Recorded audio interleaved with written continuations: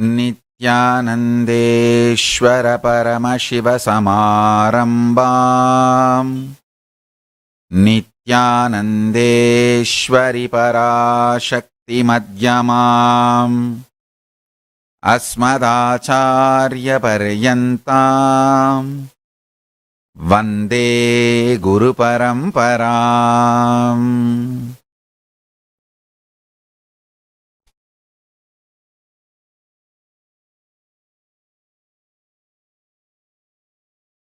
உங்கள் அனைவரையும் வணங்கி வரவேற்கின்றேன்.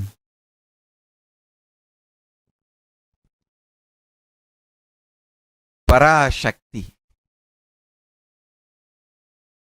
பிராட்டி தாயார் அன்னை பார்வதி, காமாட்சி, ஏலவார் குழலி,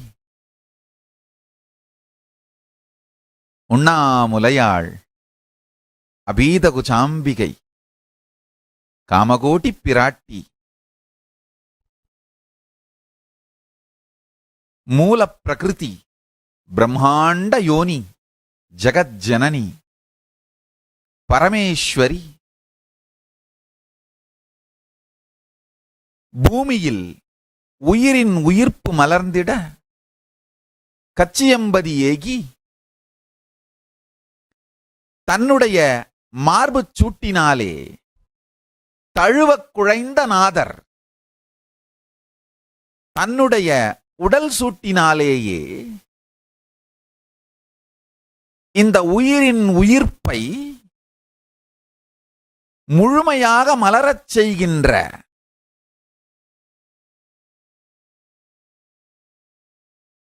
ஞான மலர்ச்சியை, உயிரை அடுத்த நிலைக்கு கொண்டு செல்லுகின்ற பெருஞ்செயலை, திருவிளையாடலை நிகழ்த்தியருளுகின்றாள்.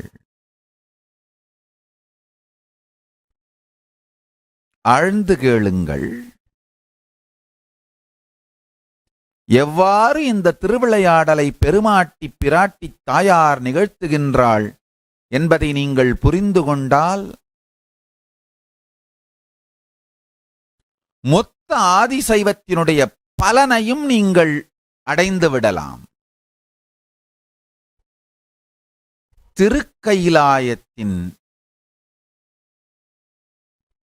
இருப்பு சத்தியங்களை, த எக்ஸிஸ்டென்ஷியல் ரியாலிட்டி ஆஃப் கைலாசா,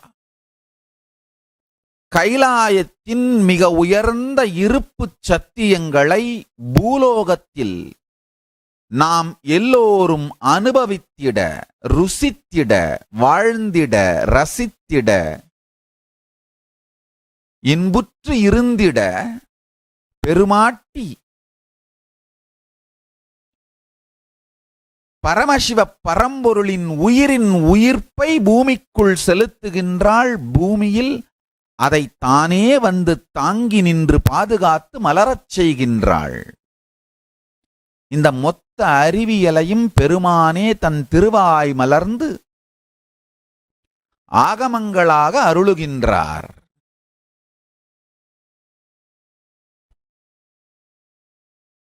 நம்முடைய உயிர்ப்பை முழுமையாக மலரச் செய்ய திருக்கைலாயத்தின் வாழ்க்கை முறை, ஏன் நல்லா புரிஞ்சுக்குங்க, திருக்கைலாயத்தின் வாழ்க்கை முறை எல்லாமே நமக்கு விதிக்கப்படுகிற கட்டுப்பாடுகள் அல்ல, அறிவியல் ரீதியாக, ஞான அறிவியல் ரீதியாக நமக்கு அளிக்கப்படுகின்ற வரங்கள். உதாரணத்துக்கு இந்த ஜடாபாரம் தாங்குதல், கொண்டை கட்டின்னு சொல்வாங்க. கொட்டை கட்டலும் கொண்டை கட்டலும், அது ஏதோ ஒரு கட்டுப்பாடு கிடையாது, மிகப்பெரிய அறிவியல் வரம்.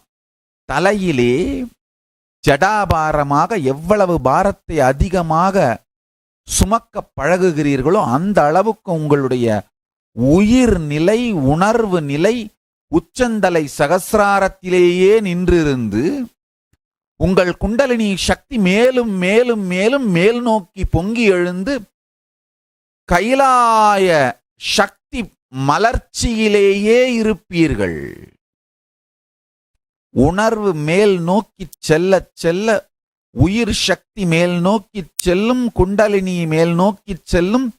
மேல்நிலை சக்கரங்கள், மேல்நிலை சக்கரங்கள் மூலாதாரம், சுவாதிஷ்டானம், மணிப்பூரகம், அநாகதம், விசுத்தி, ஆஞ்ஞை சகசிராரம் என்கின்ற சக்கரங்களிலே மேல்நிலை சக்கரங்கள் மேலும் மேலும் உயிர் பெற்று நிகழும், உயிர் பெற்று திகழும். இதுக்கான ஒரு ஞான நுட்பம், ஞான ரசவாத வாழ்வியல் நுட்பம் தான் ஜடாபாரம் தாங்கிறதுங்கய்யா. இந்த அறிவியலை நமக்கெல்லாம் விழித்துரைத்து விளக்கி உரைத்து ஜடாபாரம் வைத்துக் கொள்ளுகின்ற வரத்தை தாயார் அளித்திருக்கின்றார். பரமசிவ பரம்பொருள் அன்னைக்கு இந்த சாத்திரங்களை, ஞானத்தை விளக்கிட அன்னையார் உலகிற்கே அதை வழங்கி, சிவஞானம் கட்டுப்பாடு அல்ல, வரம். அறிவியல் வரம் சிவஞானம். சிவஞானம் நம்மீது பெருமான் விதித்த கட்டுப்பாடுகள் அல்ல, நமக்கு பெருமான் அளித்த அறிவு வரம். உடலெல்லாம் திருநீறு பூசிக்கொள்ளுதல் கட்டுப்பாடு அல்ல, பெருமான் நமக்கு அளித்த வரம். உடல் முழுவதும் இருக்கின்ற பல்வேறு சக்தி மண்டலங்களை உயிர்ப்பிப்பதற்கு திருநீற்றிலே இறை சக்தியை நிறுவி அதன் மூலமாக நம் எல்லோருக்கும் நிரந்தரமாய் சிவசக்தி, பரமசிவ சக்தி உடலுக்குள் பொங்கிக் கொண்டே இருப்பதற்கு தாயார் அளித்த ஞான விபூதி திருநீர்.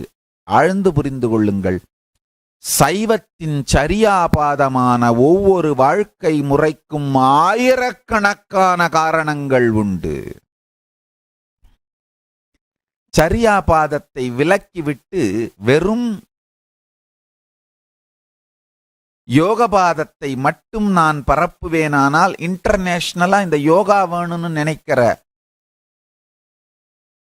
ஆடியன்ஸ் என்னை சுத்தி கோடிக்கணக்கிலே சூழ்ந்திருப்பார்கள். ஏன்னா அவங்களுக்கு யோகா மட்டும்தான் வேணும். கொஞ்சம் ஹெல்த், ஜில் ஜில், muscle well build, brushing, touching, feel good, look good.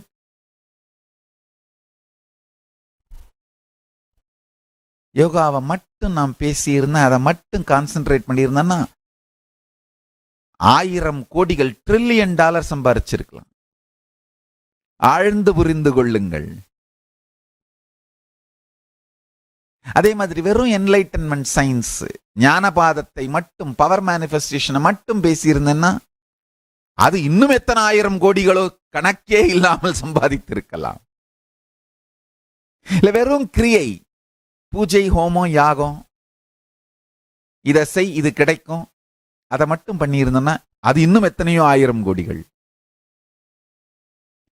சரியை, பெருமான் நமக்கு அளித்த வாழ்க்கை முறை, நமக்கு அளிக்கப்பட்ட வரம், கட்டுப்பாடு அல்ல என்று உலகிற்கு புரிய வைப்பதுதான் என் முதல் கடமை.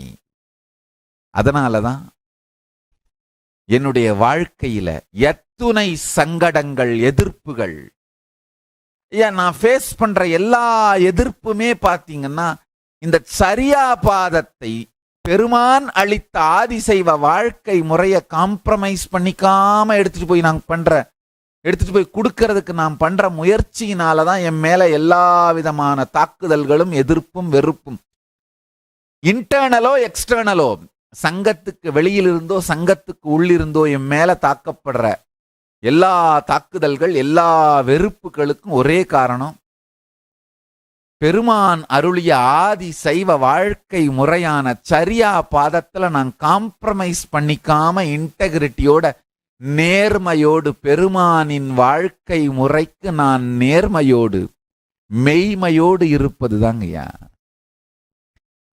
தினந்தோறும் இன்டெகிரிட்டிய இன்சிஸ்ட் பண்றது, பெருமான் சொல்ற வாழ்க்கை முறைய இன்சிஸ்ட் பண்றது, அதற்கு நேர்மையோடும் மெய்மையோடும் காம்ப்ரமைஸ் பண்ணிக்காம இருக்கிறது. அங்கதான் வெளியிலிருந்தும் உள்ள இருந்தும் வெறுப்புக்கள் என் மீது உமிழ்வதற்கான காரணம்.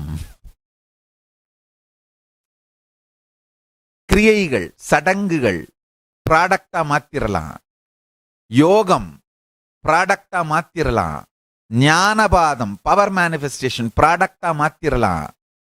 அது 3 மட்டும் நான் மக்களுக்கு கொடுத்தேன்னா யாருக்கும் என் மேல வெறுப்பே இருக்காது. ஆஹா, சாமி மாதிரி உண்டா?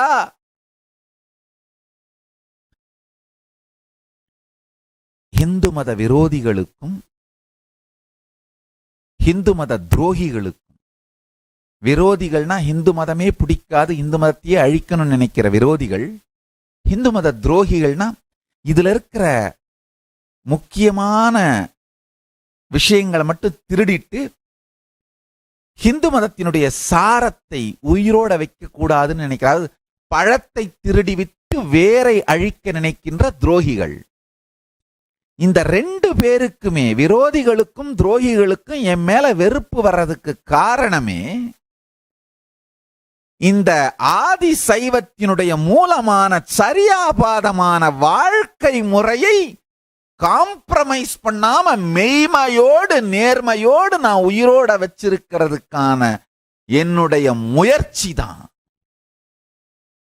திருநீறு பூசலும் ருத்ராட்சம் அணிதலும் கொட்டை கட்டலும் கொண்டை கட்டலும், இது எதுலயுமே காம்ப்ரமைஸே பண்ணாம இவைகளை நான் உயிரோடு வைத்திருப்பதற்காக எடுக்கின்ற முயற்சியினாலதான் எக்ஸ்டர்னலா இன்டர்னலா 2 கேங்குக்குமே என் மேல இன்கம்ப்ளீஷன். பவர் மேனிஃபெஸ்டேஷன் மட்டும் கத்துக் கொடுக்க வேண்டியதானே, ஜட வைக்கணும்னு ஏன் ரொம்ப இன்சிஸ்ட் பண்றாரு? அதை தூக்கிக்கிட்டே எப்படி தெரியறது? பாக்குறவங்கெல்லாம் நம்மளையெல்லாம் ஒரு மாதிரி பாக்குறாங்க, நம்ம கல்ட்டு மாதிரி இருக்கிறோம். ஹே, எத்தனை தரம் சொல்றேன், நாம கல்ட் இல்லடா, கல்ச்சரடா.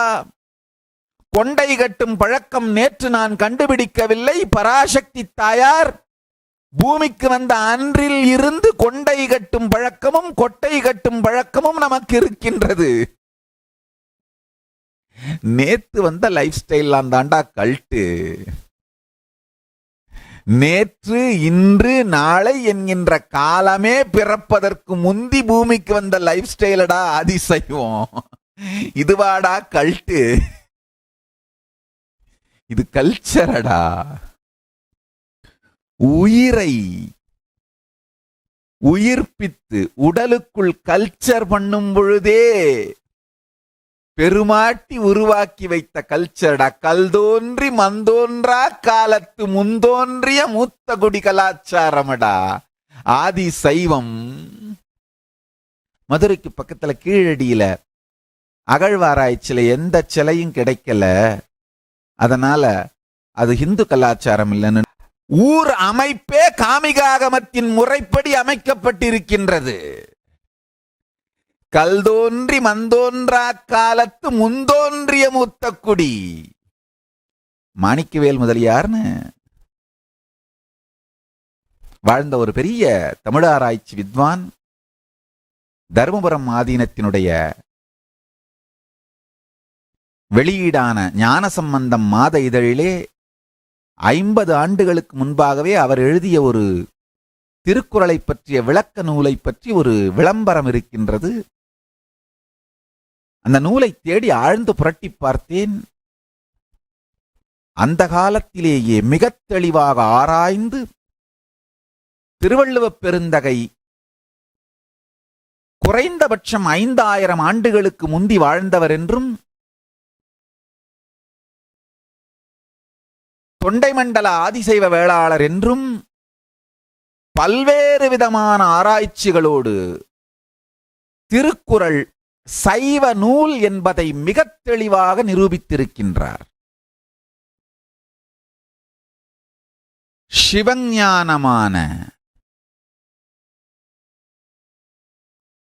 தாயார் நமக்கு அளித்த ஆதி சைவ சரியாபாதம் வாழ்க்கை முறை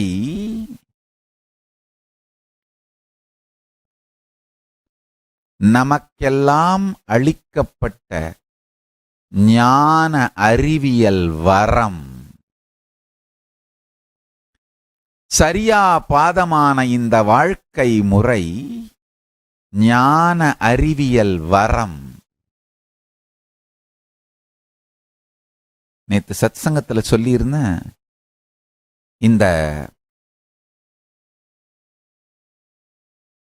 ஆகமங்கள் பெருமான் சதாசிவ பெருமான் காஞ்சிபுரத்திற்கு வந்து காஞ்சிபுரத்திலே தாயாருக்கு அருளி செய்தார் அப்படின்றதுக்கான ஒரிஜினல் மூல சூத்திர ரெஃபரன்ஸ் எடுத்துட்டு வந்திருக்கேன். அதை உங்களுக்கு இப்பொழுது படித்து காட்டி இந்த ரெஃபரன்ஸ் ஸ்லோக நம்பரோட சொல்றேன். ஆழ்ந்து கேளுங்கள். தமிழ் டிரான்ஸ்லேஷனை இப்ப படிக்கிறேன். இவ்விடத்தில் வந்தாரோ, இந்த காஞ்சிபுரத்தில் சதாசிவர் என்ற பெயரினாலே பிரசித்தரானாரோ, அந்த அதிகமான சாந்த குணத்தையுடைய சதாசிவ குருவை நமஸ்கரிக்கின்றேன். ஆன்மாக்கள் உய்யும் வண்ணம் சதாசிவ திருவுருவாய் அவதரித்த சதாசிவ குருவை வணங்குதல் செய்கின்றேன். அதாவது அந்த மூல ஸ்லோகத்தையும் அதனுடைய மொழிபெயர்ப்பையும் இந்த சத்சங்கத்தின் சாரமா ஃபேஸ்புக்ல அப்லோட் பண்ணிடுறோம். இப்ப அந்த ரெஃபரன்ஸை மட்டும் உங்களுக்கு காட்டுறேன், ப்ரொஜெக்ட் பண்றேன், பார்த்துக்கோங்க.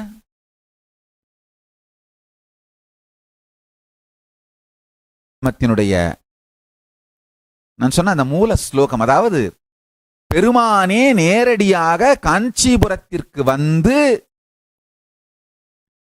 காஞ்சிபுரத்திலேதான்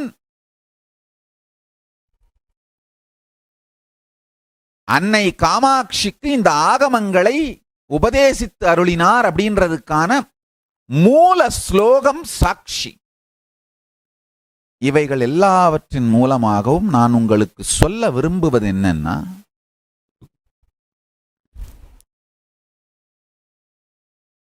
கன்க்ளூஷன், முடிவு என்னன்னா, பெருமான் தான், பரமசிவ பரம்பொருள்தான் நேரடியாக தாயாருக்கு, பிராட்டியாருக்கு, அன்னைக்கு இந்த ஆதிசைவ வாழ்க்கை முறையான சரியாபாதத்தை அளித்திருக்கின்றார். சரியாபாதமான ஆதிசைவ வாழ்க்கை முறை பெருமானே அருளியது. அது நாம எல்லாம் என்ன நினைக்கிறோம்னா, பழத்தை மட்டும் உண்டுவிட்டு மரத்தை அழித்து விடலாம்னு நினைக்கிறோம். கூடாது. பழத்தை உண்பதில் தவறில்லை, நல்லா சாப்பிடுங்க. ஆனா மரம் தேவையில்லைன்னு நீங்க சொல்றது மிகப்பெரிய மடத்தனம். குறைந்தபட்சம் என்னை போல மொத்த மனித இனத்தின் எதிர்காலத்தை சிந்திக்க வேண்டிய பொறுப்பில் இருக்கின்ற குருமார்களாவது பழம் மட்டும் போதும் மரம் வேண்டாம் என்கின்ற மூடத்தனமான கருத்தை சொல்லக்கூடாது. அது போன்ற அந்த கருத்தை சார்ந்த முடிவுகளை எடுக்கக்கூடாது. பழத்தை போன்று மரமும் முக்கியம். உண்மையில் ஞான குருமார்கள், ஆச்சாரியர்கள், அவதார புருஷர்கள் மேலும் மேலும் இந்த ஞான மரத்தை உருவாக்கி வைக்க வேண்டும். பழத்தை மக்கள் பறித்து உண்டு வாழ்ந்திட அனுமதித்து இந்த ஞான மரத்தை உயிரோடு வைக்க வேண்டும்.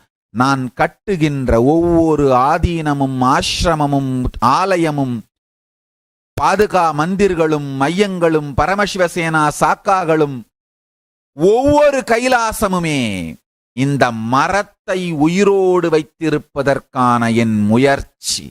இதற்காகவே வாழ்வேன். இதுதான் என் வாழ்க்கையின் நோக்கம். சரியாபாதம் ஆதி சைவத்தினுடைய வாழ்க்கை முறை.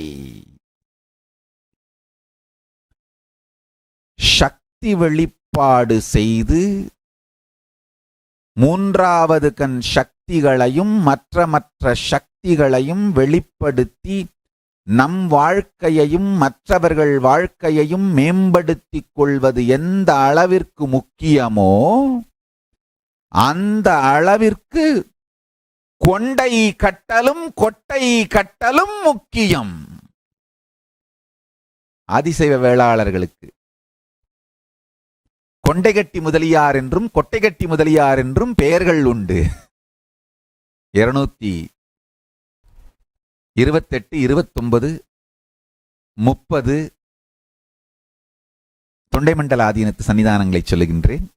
அவர்களுடைய உடனிருந்தவர்கள் தம்பிரான்கள் அவர்கள் படங்களை எல்லாம் எடுத்து பார்க்கும் பொழுதும் மதுரை பழைய சில தம்பிரான்கள் சன்னிதானங்கள் அவர்களுடைய படங்கள் திருவுருவச் சிலைகள் மதுரையின் ஆலயத்தின் கோபுரங்களிலே எந்தெந்த சன்னிதானத்தின் காலங்களிலே அந்தந்த கோபுரங்கள் அமைக்கப்பட்டனவோ அவர்களுடைய திருமேனிகள் அவர்கள் உடன் இருந்து சேவை செய்த தம்பிரான்கள் திருமேனிகள் எல்லாம் அமைக்கப்பட்டிருக்கின்றது. அதையெல்லாம் ஆழ்ந்து பார்க்கும் பொழுது நான் வந்த முடிவுகளை எல்லாம் உங்களோடு பகிர்ந்து கொள்ளுகின்றேன். ஆழ்ந்து புரிந்து கொள்ளுங்கள். பழத்தை சாப்பிடுவது பொதுமக்களுக்கு வேண்டுமானால் முதல் தேவையாக இருக்கலாம். குருமார்களுக்கு மரத்தை நடுவதும் பாதுகாத்தலும் மேல்மேலும் பல்வேறு இடங்களிலும் இந்த ஞான மரத்தை ஞான ஆல மரத்தை நட்டு இந்த ஞான மாமரத்தை நட்டு ஏகாம்பரத்தை மாங்காடாக மாற்றுவது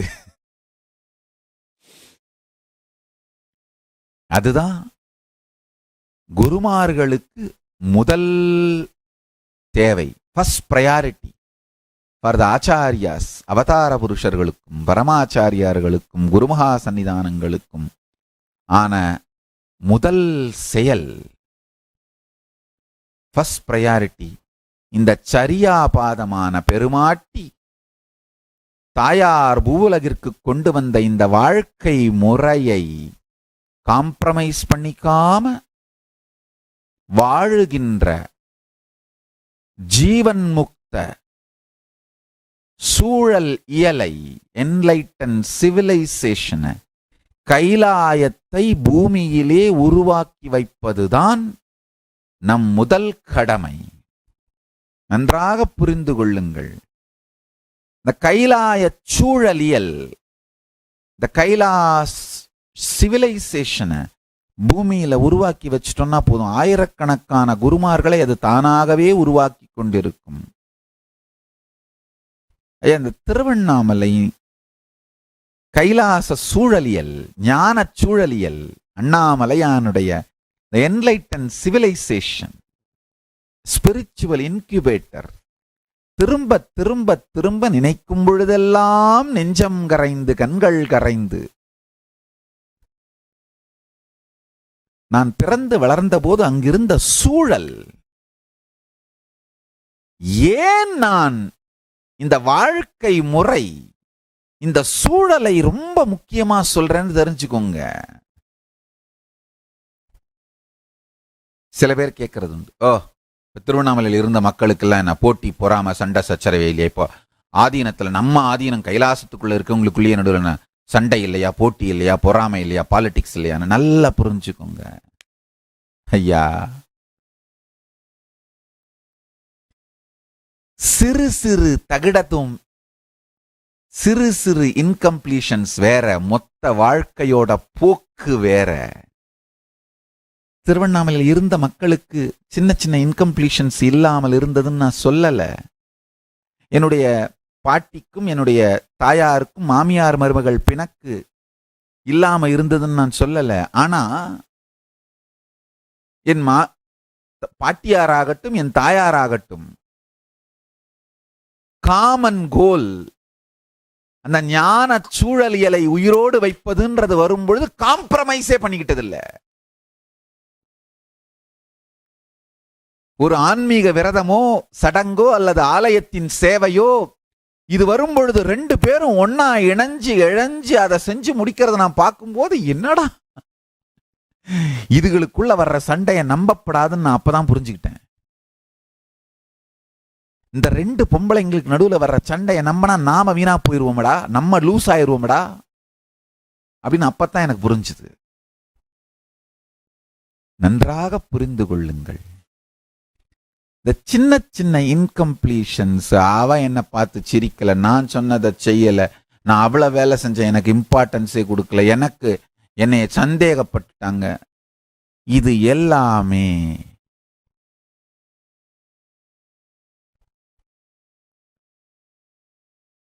சிறு சிறு கரைந்து போகக்கூடிய, காணாமல் போகக்கூடிய, கண்டுகொள்ளக்கூடாத விஷயங்கள். மொத்த போக்கு சமூக சூழல் இயலை நிர்ணயிக்கின்றது. என்ன வேணா அவங்களுக்குள்ள சின்ன சின்ன சச்சரவெல்லாம் இருந்திருக்கலாம். கடைசி வரைக்கும் என் தாயார் அவங்களுடைய மாமியாரை விட்டு கொடுக்கல, மாமியாரும் மருமகளை விட்டு கொடுக்கல, ஒன்னாத்தான் வாழ்ந்தாங்க. கடைசி வரைக்கும் பணிவோடு இருந்தாங்க.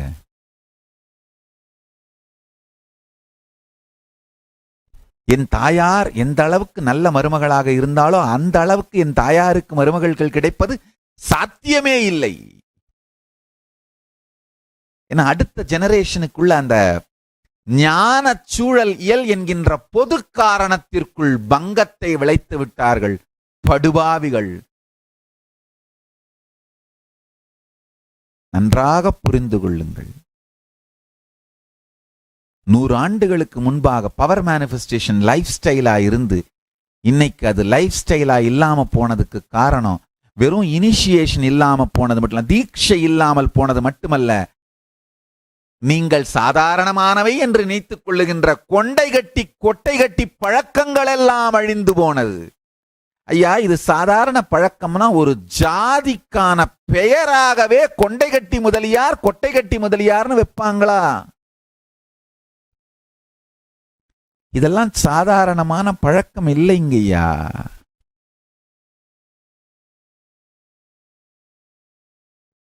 ஜடை வச்சா பேன் வருதுன்னா வேப்பெண்ணை தடவி சரி பண்ணுங்க, ஜடை வைக்கிறத நிறுத்தாதீங்க.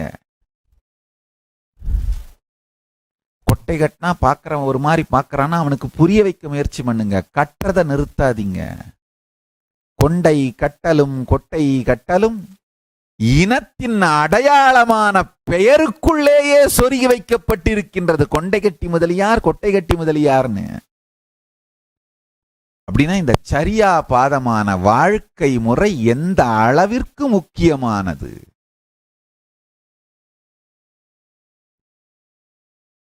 ஆதிசைவ சிவாச்சாரியார்கள் சரியாபாதம் கிரியாபாதம் இரண்டையும், ஆதிசைவ வேளாளர்கள் யோகபாதம் ஞானபாதம் இரண்டையும் தங்கள் பொறுப்பிலே எடுத்துக்கொண்டு உலகத்திற்கு பரப்புவதற்கான செயல்களிலே ஈடுபட்டார்கள். ஸ்பெஷல் பொறுப்பு, சிறப்பு பொறுப்பாக எடுத்துக்கொண்டு, இப்போ ஆதிசைவ வேளாளர்கள் சரியையும் கிரியையும் பண்ணக்கூடாதுன்னு இல்லை, ஆதிசைவ சிவாச்சாரியார்கள் யோகத்தையும் ஞானத்தையும் பண்ணக்கூடாதுன்னு இல்லை. எப்படி வேதங்களை 4 பிராமண கோத்திரங்கள் உட்பிரிவுகள் தங்களுக்குள் சிறப்பு பொறுப்பாக எடுத்துக்கொண்டு உயிரோடு வைத்து உலகத்திற்கு பரப்பினார்களோ அதுபோல ஆகமங்களை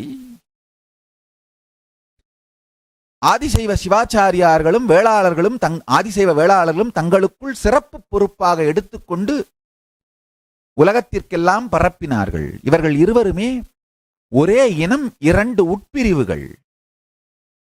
ஒரு காலத்திலே ஆதிசைவ வேளாளர்களுக்கும் ஆதிசைவ சிவாச்சாரியார்களுக்கும் இடையிலே திருமண உறவே இருந்திருக்கின்றது. சுந்தரமூர்த்தி நாயனார் ஆதிசைவ சிவாச்சாரியார் பிறப்பாலே. அவர் திருமணம் செய்து கொண்ட பெண் திருவொற்றியூரிலே சங்கிலி நாச்சியார் ஆதிசைவ வேளாளரான முதலியார் இனத்தைச் சேர்ந்தவர். அதனால இருவருக்கும் 2 கோத்திரங்கள் உட்பிரிவுகளாகத்தான் இருந்தார்களே தவிர தனித்தனியான 2 ஜாதிகளாக இல்லை. ஆரம்ப காலத்திலே இருவரும் திருமண உறவு வைத்துக் கொள்ளக்கூடிய ஒரே ஜாதியின் இரண்டு பிரிவாகத்தான் இருந்திருக்கின்றார், உட்பிரிவாகத்தான் இருந்திருக்கின்றார்கள். பிற்காலத்திலே எப்படி மாறியதோ எனக்கு தெரியாது, ஆனால் ஆரம்பத்திலே இப்படித்தான் இருந்திருக்கின்றது. ஏன்னா சுந்தரமூர்த்தி நாயனார் சங்கிலி நாச்சியாரை காந்தர்வ விவாகம் செய்து கொள்ளவில்லை, பொதுவெளியிலே எல்லோரும் அறிந்து ஊரறிய உலகறிய பெற்றோர் சம்மதத்தோடு பெரியோர்கள் எல்லாம் இருந்து செய்து வைக்கின்றார்கள். திருவொற்றியூரிலே சங்கிலி நாச்சியாருக்கும் சுந்தரமூர்த்தி நாயனாருக்கும் ஆன திருமணம். சங்கிலி நாச்சியார் ஆதிசைவ வேளாளர், தொண்டை மண்டல ஆதிசைவ வேளாளர் குலத்திலே முதலியார் பெயரோடு இருக்கின்ற, டைட்டிலோடு இருக்கின்ற குடும்பத்திலே பிறந்தவர். சுந்தரமூர்த்தி நாயனார் சிவாச்சாரியார். இன்னும் பல்வேறு விதமான சாட்சியங்கள், ரெஃபரன்சஸை எடுக்க முடியும். இவர்கள் இருவருமே ஆகமங்களை பரப்புகின்ற பணியை தங்களுடைய வாழ்க்கை முறையாக எடுத்துக்கொண்டார்கள். இவர்கள் இருவருக்கும் ஏற்பட்ட இடைவெளி ஆதிசைவ வாழ்க்கை முறை அழிந்ததற்கான ஒரு மிகப்பெரிய காரணம் என்று நான் கருதுகின்றேன். ஆதிசைவம் சார்ந்த நூல்களையும்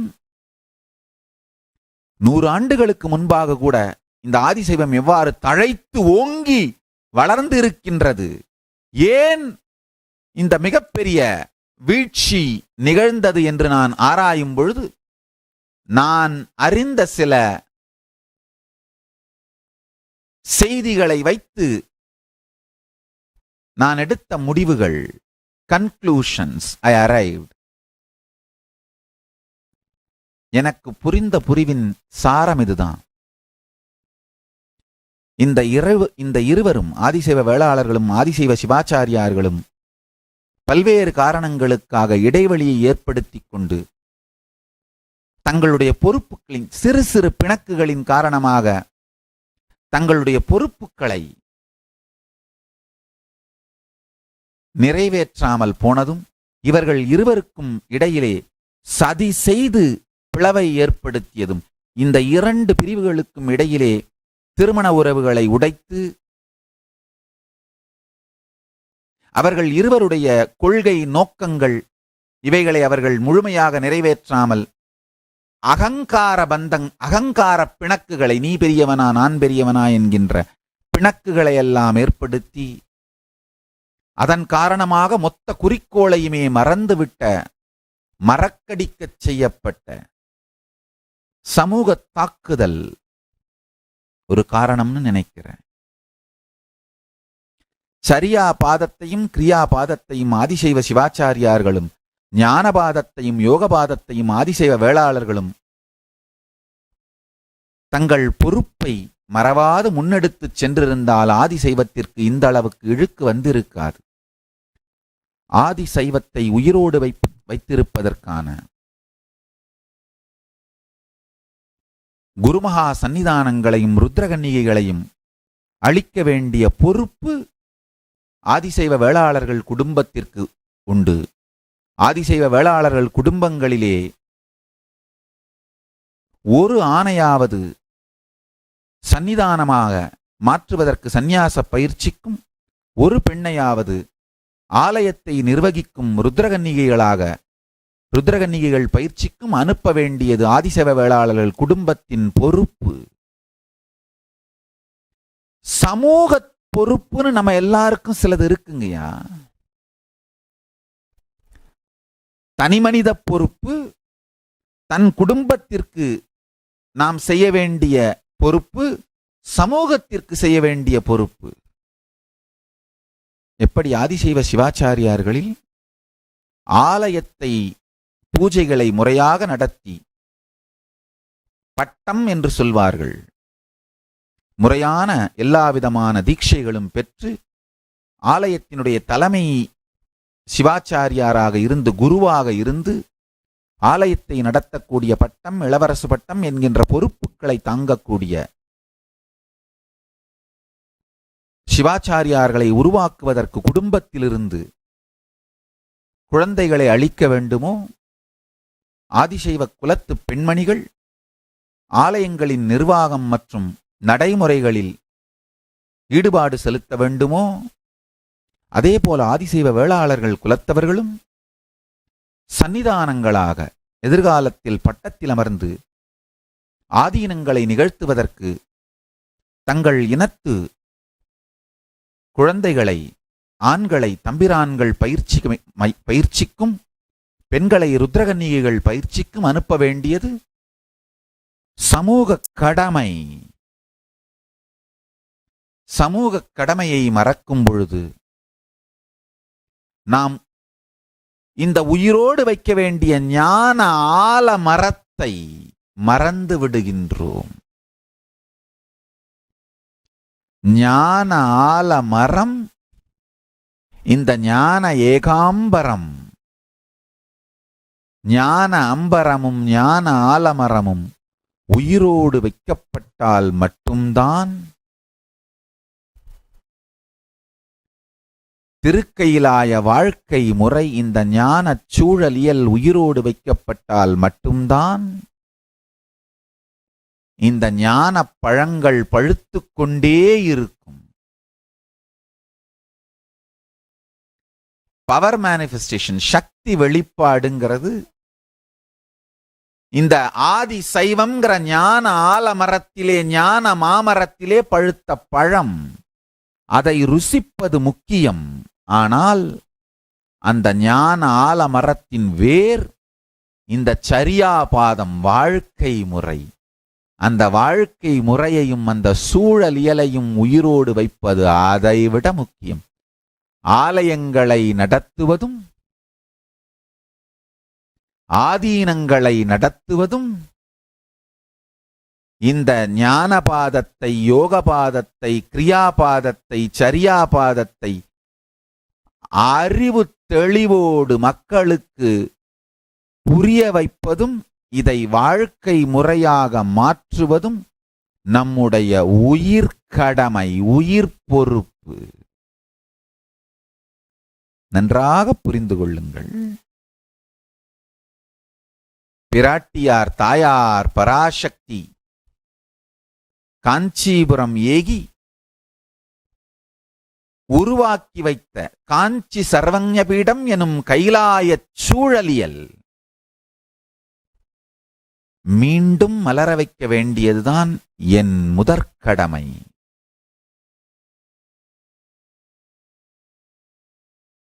என் முதற் குறிக்கோள். அதே மாதிரி திருவண்ணாமலையிலே தாயார் உருவாக்கி வைத்த அருணாச்சல சர்வஞ பீடம் எனும் கைலாய வாழ்வியல் சூழல், என்லைட்டன் சிவிலைசேஷன் ஆஃப் கைலாசா, அதை மலர வைப்பதுதான் என் முதல் கடமை. இதுபோன்று ஒவ்வொரு இடத்திலும் எவ்வாறு மதுரையிலே அன்னை மீனாட்சி மலர வைத்து சுந்தரேசப் பெருமானே தலைமை ஏற்று நடத்தி மீனாட்சி சுந்தரேசராய் இருந்து மலரச் செய்த திருக்கையிலாய ஞானச் சூழல் வாழ்க்கை முறை ஷியாமளாபீட சர்வஞ பீடம் எனும் பெயராலே சுந்தரேசரும் மீனாட்சியும் மீனாட்சி சுந்தரேஸ்வரராக இருந்து உருவாக்கி வைத்த ஞானச் சூழலியல், அதை மீண்டும் மலரச் செய்வதே என் வாழ்வின் உயிர் நோக்கம். அதை மலர வைத்து விட்டேனானால் அதில் வருகின்ற பழங்களை கோடிக்கணக்கான மக்கள் ரசித்து ருசித்து இன்புற்று இருக்க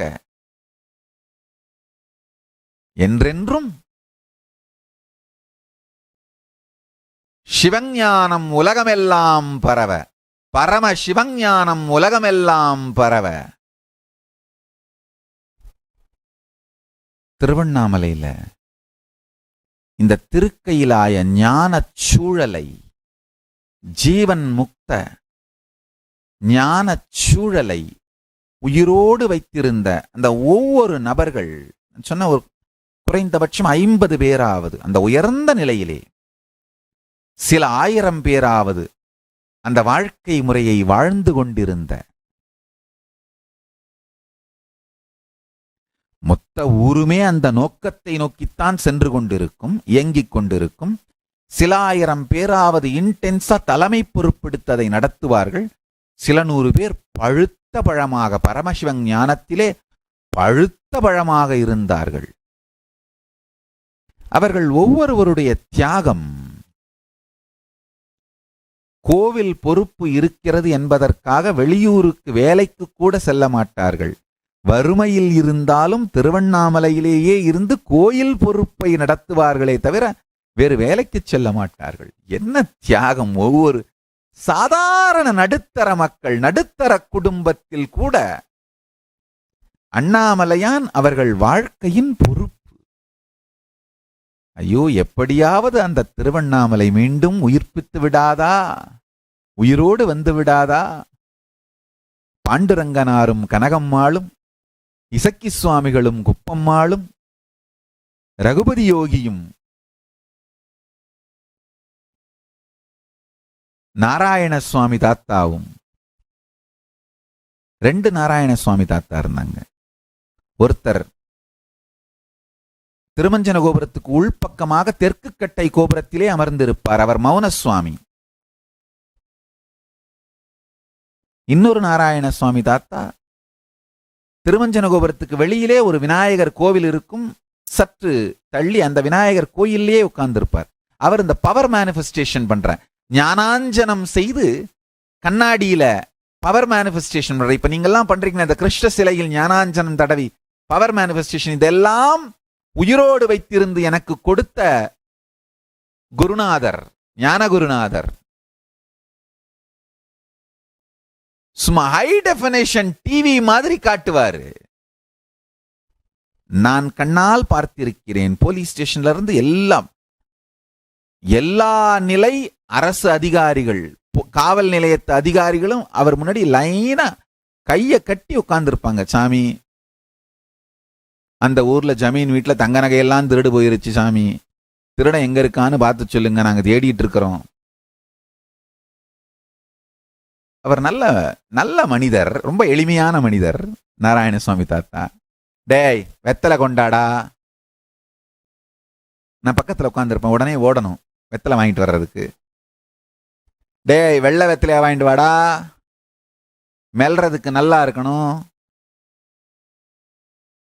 ஏன்னா மைபோட் ஞானாஞ்சனம் போட்டு பார்த்து அவர்களுடைய பிரச்சனைகளை எல்லாம் தீர்த்து முடித்தவுடன் அந்த வெத்தலைய மென்னு தின்றுவார். அவருடைய வடிவத்தை பாருங்கள், ரொம்ப எளிமையான சாதாரண ஒரு கிராமத்து நபர் மாதிரி இருப்பார். சைவ வேளாளர் குலத்திலே பிறந்தவர், ஆகமம் உடையார் என்று சொல்லுகின்ற உட்பிரிவை சார்ந்தவர்.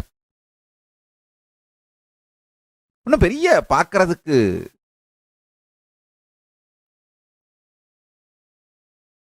எந்த விதமான பந்தாவும் இருக்காது, ரொம்ப சாதாரணமான மனிதர்.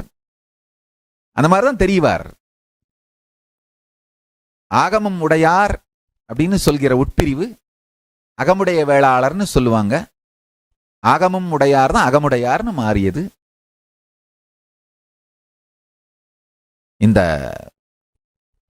சக்தி வெளிப்பாட்டிலே மிகப்பெரிய உயர்ந்த நிலையை அடைந்திருந்தவர். நான் உடனே வெத்தலை வாங்கிட்டு வந்து கொடுத்தேன்னா, சின்ன ஒரு வெள்ளி டப்பியிலே ஞானாஞ்சனம் பண்ணி வச்சிருப்பாரு. மிகுந்த நேர்மையான சைவ வாழ்க்கை முறையை வாழ்ந்தவர். யாராவது புலால் உணவை உண்டுவிட்டு வந்தா, வயிற்றுல பணம் இருக்கு, அது வெளியில போனப்புறம் திரும்ப வா அப்படின்னு சொல்லி அனுப்பிடுவார். அதாவது மனிதன் செத்தா சுடுகாட்டுல புதைக்கிறோம், மிருகங்கள் செத்தா வயிற்றுல புதைக்கிறீங்களேப்பா, இதெல்லாம் சரியான வாழ்க்கையா? பிணம் வயிற்றுல புதைக்கலாமா அப்படின்னு சொல்லி அந்த வாழ்க்கை முறையை ரொம்ப முக்கியமாக உலகத்திற்கு பரப்புவார். யாராவது நான்வெஜ் சாப்பிட்டுட்டு வந்தாங்கன்னா பார்த்த உடனே சொல்லிடுவார், ஏய் வயிற்றுல பணம் இருக்கு, போயிட்டு 2 நாள் கழிச்சு வா, 1 வாரம் கழிச்சு வா அப்படின்னு சொல்லி அனுப்பிடுவார். காவல் நிலையத்தில் திருவண்ணாமலையில் மட்டும் இருந்தில்ல, சென்னையில் இருந்தெல்லாம் உயரதிகாரிகள் வந்து வரிசையில் அமர்ந்திருப்பார்கள். அந்த வெள்ளை வெத்தலையை எடுத்து அந்த ஞானாஞ்சனத்தை வழிச்சு அது ஒரு ஸ்டைலா வழிப்பாரு. சாமி பண்ற ஸ்டைல் பாத்தீங்கன்னா அவர்கிட்ட இருந்து டைரக்டா வந்தது. வழிச்சிட்டு பாத்துக்கோ, அவர் பார்க்க மாட்டாரு, சும்மா அந்த அதிகாரிகிட்ட காட்டுவாரு. டிவி மாதிரி அப்படியே தெரியும், ஹை டெஃபினிஷன் டிவி மாதிரி. சாமி மேல காட்டுங்க செத்த அப்படிம்பாங்க. அப்படின்னா எந்த இடத்துல இருக்காங்கன்னு பாத்துக்கிறதுக்கு. லாங் ஷாட், க்ளோஸ் அப், எதுல வேணா காட்டுவாரு. திருட முகத்தை கண்டுபிடிக்க க்ளோஸ் அப்ல காட்டுவாரு, அந்த இடத்த பாத்துக்கிறதுக்கு லாங் ஷாட்ல காட்டுவாரு. அவங்க எப்படி கேட்கறாங்களோ அதே மாதிரி அந்த வெத்தலையில காட்டுவாரு. இந்த போலீஸ்கார பார்த்துட்டேன் சாமி,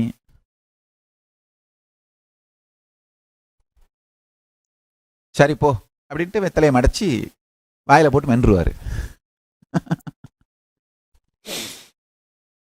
இவர்கள் ஒவ்வொருவரும், சத்தியமா சொல்றேன், நான் பொய் சொல்லலைங்க, இப்ப நான் சொன்னது அத்தனையும் சத்தியம். திருவண்ணாமலை காலபைரவர் சாட்சி.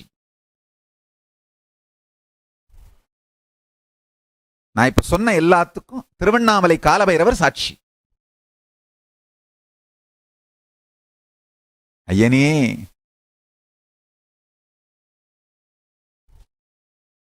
இந்த ஞானத்தை எல்லாம் என்னை ருசிக்க வைத்தாயே, இந்த எல்லா அறிவியலும் ஞானமும் மீண்டும் அந்த மண்ணிலே மலர்ந்திட வேண்டும் அப்பா காலபைரவா. இந்த ஞான கைலாய மண்டலத்தை காப்பதற்காகத்தான் காலபைரவர் ஒவ்வொரு ஆலயங்களிலும் இருக்கின்றார். கட்டாயம் அதை காப்பாற்றி விடுவார், மீண்டும் மலரச் செய்து விடுவார், விடமாட்டார்.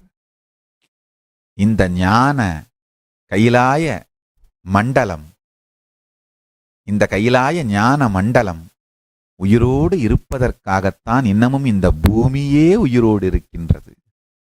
வாழையடி வாழையனே வந்த இந்த ஞான மண்டலம் உயிரோடு இருக்கட்டும் பெருமானே. என்போலும் தீனரை இன்புற காத்து நீ என்னாலும் வாழ்ந்தருள் அருணாச்சலா. ஒரு பக்கம் வேதாந்தத்திலே பழுத்த ஞான பரம்பரை, ரமண மகர்ஷியோட பரம்பரை. இன்னொரு பக்கம் சித்தராக அவதூதராக இருந்து அவருடைய பரம்பரை, சேஷாத்ரி சுவாமிகளுடைய பரம்பரை.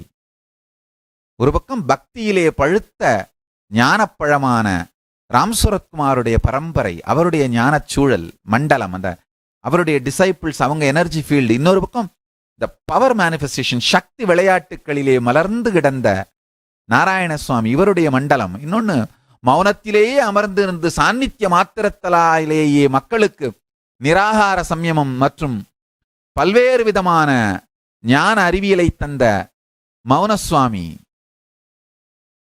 திண்ணையிலேயே அமர்ந்திருந்து எப்போதும் சகஜ சமாதி நிலையிலே அமர்ந்திருந்த திண்ணை சுவாமிகள்.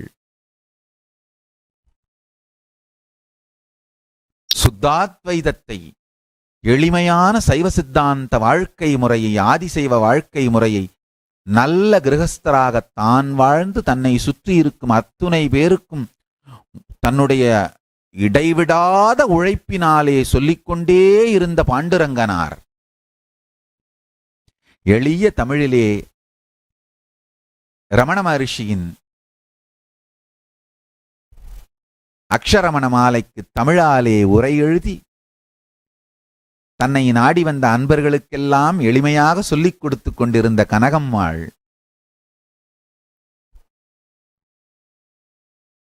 சகஜ சமாதியில் எப்போதும் இருந்து வருகின்ற மக்களுக்கெல்லாம் அண்ணாமலையானை கிரிவலம் செய்வதையே ஞான சாதனையாக, பரிகாரமாக, பிராயச்சித்தமாக, தேடுதலாக, எல்லாமாகவும் அந்த ஒன்றையே சர்வரோக நிவாரணி மருந்தாக அளித்து அண்ணாமலைக்கே மனிதர்களால் மாலையிட்ட, நரமாலையிட்ட இசக்கி சுவாமிகள் அவருடைய அடிமையாக இருந்து, தாசியாக இருந்து, அவருக்கு சேவை செய்தே அவரை நல்லபடியாக பார்த்து கொண்டு அவர் உலகம் எல்லாவற்றிற்கும் கிடைப்பதற்கு என்னென்ன விதமான பக்குவ சேவைகளை செய்து அவரை தாங்க வேண்டுமோ அவருடைய திருவடியாக இருந்து சேவை செய்த குப்பம்மாள் விபுதானந்தபுரி யோகத்தின் சகல வித்தைகளையும் காட்டி மக்களுக்கெல்லாம் யோக வித்யின் மீது மிகப்பெரிய நம்பிக்கையையும் தைரியத்தையும் அளித்த யோகி யோகானந்தபுரி அவருடைய சீடர்குழாம். எத்துணை பேருடைய ஒட்டுமொத்த சொல்லாமல் விட்ட மகான்கள் எல்லாம் ஞானிகள் எல்லாம் என்னை மன்னித்து விடுங்கள், நான் எல்லோரையும் சொல்லி முடித்து விடவில்லை.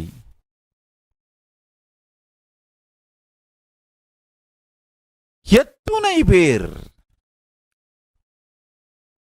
எங்கே சென்றீர்கள்? தயவு செய்து மீண்டும் வந்து விடுங்கள். நீங்களெல்லாம் மீண்டும் மலர்ந்து இந்த ஞானச் சூழலை மீண்டும் மலர வைப்பதற்காகத்தான் இந்த குருகுலங்களை உருவாக்குகின்றேன், வந்து விடுங்கள். நான் தனியொரு ஆளாய் எத்துணை நாள்தான் இந்த வேலைகளை செய்வது, வந்து விடுங்கள். எத்துணை பேர் இருந்த இடத்தை விட்டு அசையாது உணவும் உறக்கமும் இல்லாது துரியாதீத நிலையிலேயே அமர்ந்திருந்த பூண்டி சுவாமிகள்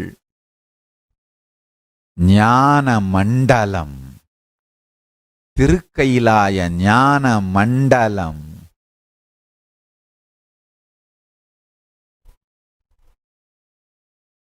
சாதாரண குடும்ப பெண்ணாகத்தான் உமாதேவி அம்மையார் வாழ்ந்தார். மிகுந்த எளிமையா பெரிய குங்குமப் பொட்டோடு இருப்பார்கள். போய் அவங்க முன்னாடி உட்கார்ந்தோம்னா என்ன கேள்வி கேட்டாலும் திடீர்னு உடம்பு கொஞ்சம் சிலிர்த்து அந்த சேஷாத்ரி சுவாமிகள் பிரசன்னமாவார்.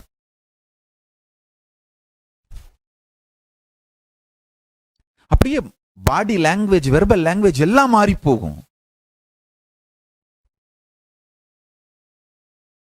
சேஷாத்ரி சுவாமிகள் அப்படியே நேரா பேசுவார், சூக்ஷ்மத்திலே. இசக்கி சுவாமிகளுக்கு குப்பம்மாள் அடிமையாக இருந்து சேவை பண்ணா, குப்பம்மாளுக்கு என்னுடைய பாட்டியார் அடிமையா இருந்து சேவை பண்ணாங்க, அனுசுயா அம்மாள். இசக்கி சுவாமிகளுக்கு என்னவெல்லாம் வேண்டுமோ அவர்களுக்கு துணியை துவைப்பு, அவருடைய தேவைகள் ரொம்ப கம்மி. ஆனா அந்த அந்த சிறு தேவைகள், வருகிற அன்பர்கள் மக்களுக்கு உணவளித்தல், அவரே சாப்பிட மாட்டார். அவர் சாப்பிட்டு நான் இதுவரைக்கும் மொத்தமா அவரை சுற்றி நான் வாழ்ந்த காலங்கள் ஒருவேளை 10 ஆண்டுகள் இருக்கலாம், அல்லது 10 to 15 ஆண்டுகளுக்குள் இருக்கலாம். பிறந்த சில நாட்களில் உள்ளேயே அவருடைய தரிசனம் கிடைத்தது. மேபி இந்த பிறந்த அந்த நிகழ்வுக்கே அவர்கள் எல்லாம் வந்திருந்தார்கள் எனக்கு தோணுது. ஏன்னா பிறந்த நிகழ்வே அவங்கெல்லாம் பிளான் பண்ணி தான் டைம் குறிச்சாங்க. இந்த டைமை முடிவு பண்ணதே அவங்கெல்லாம் தான் முடிவு பண்ணாங்க. பிறந்ததிலிருந்து அவர்கள் சமாதி அடைந்தவரை பக்கத்திலேயே தான் வாழ்ந்தோம். 10 அல்லது 15 ஆண்டுகள் இருக்கலாம்னு நினைக்கிறேன். இது மொத்தத்திலும் நான் அவர் சாப்பிட்டு அதிகபட்சமாக 2-3 தரம் தான் பார்த்திருக்கேன். ஒரு தரம் தோசை சாப்பிட்றத பார்த்தேன்.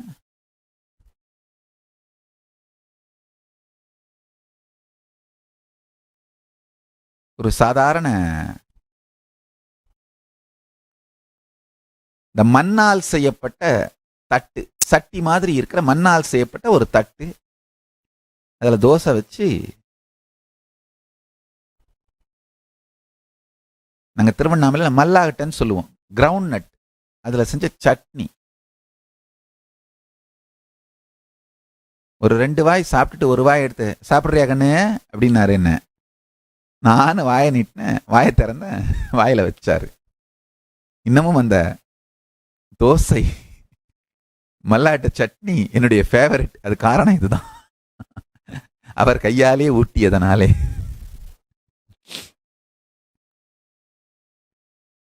தவறாம அவருடைய விரலையும் ருசித்தேன்.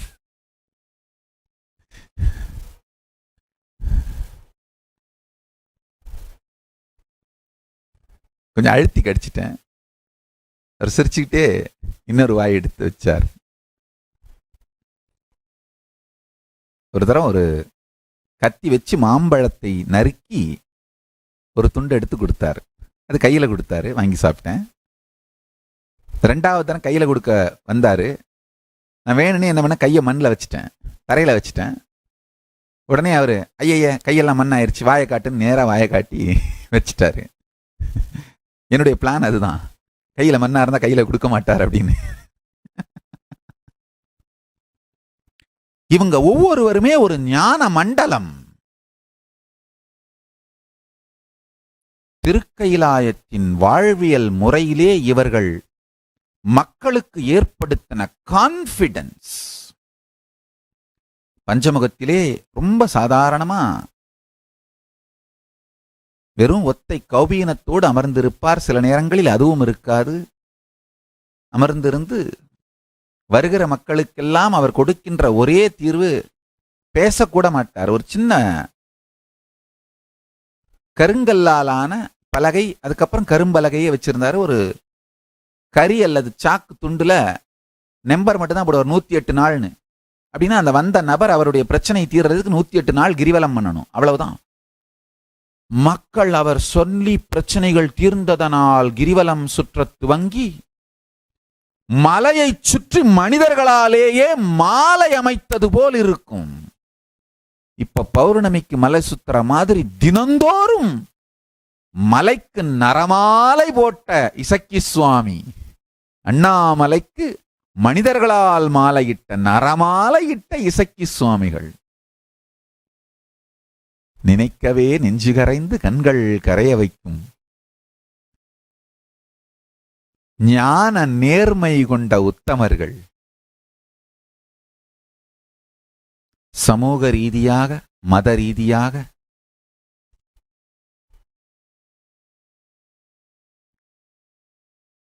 சூழ்ச்சிகள் வழியாக திருவண்ணாமலையின் மீது நடத்தப்பட்ட தாக்குதல், எப்படியாவது இந்த ஞான மண்டலம் மீண்டும் மலர்ந்து விட வேண்டும்.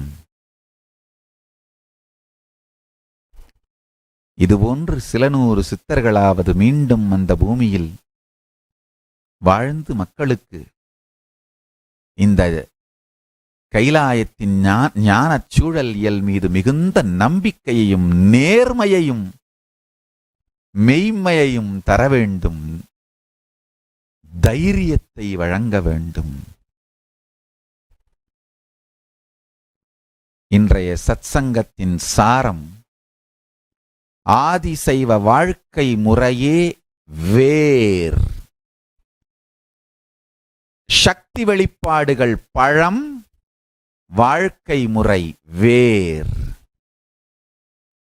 சக்தி வெளிப்பாடுகளை விட அதிகம் முக்கியம் கொண்டை கட்டலும் கொட்டை கட்டலும்.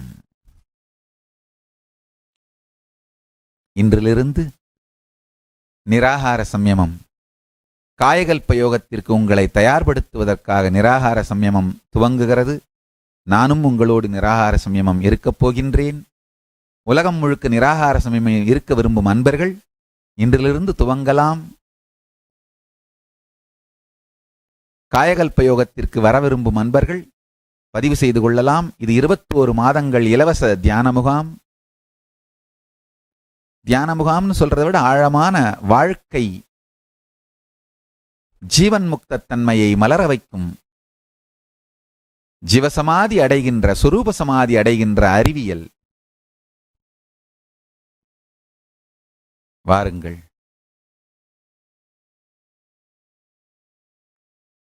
சக்தி வெளிப்பாட்டை நமக்குள் எல்லாம் நிகழ்த்தும் பரமசிவனோடு சுத்தாத்வைத சுகபோத நிலையில் அமர்ந்திருப்போம். நிமிர்ந்து அமர்ந்து மகாவாக்கியத்தை உயிரே மலரும் விதத்தில் அஜபா ஜபமாக உச்சரித்து பரமசிவமாகவே அமர்ந்திருங்கள். 25 முகங்களோடு 50 கரங்களோடு ஒளி வடிவாக பரமசிவமாக அமர்ந்திருங்கள். ஓம் நித்யானந்த பரமசிவோகம்.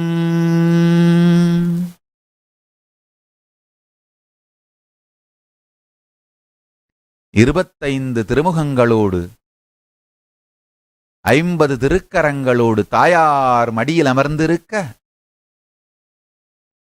பரமசிவ பரம்பொருளாக திருக்கயிலாய ஞான ஒளி மண்டலத்தில் நிறைந்து இருங்கள்.